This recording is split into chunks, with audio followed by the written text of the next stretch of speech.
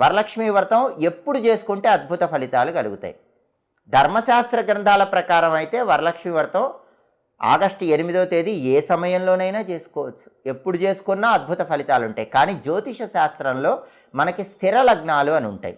ఈ స్థిర లగ్నాల్లో పూజ చేసుకుంటే కనుక ఫలితం చాలా అద్భుతంగా ఉంటుంది. కాబట్టి 2025 ఆగస్టు 8 శుక్రవారం, పౌర్ణమికి ముందు వచ్చే శుక్రవారం, ఆ రోజు స్థిర లగ్నం టైమింగ్స్ కనుక మనం పరిశీలించినట్లయితే స్థిర లగ్నము ఆ రోజు ఏ సమయాల్లో ఉంది అంటే మొట్టమొదటి స్థిర లగ్నము సింహలగ్నము.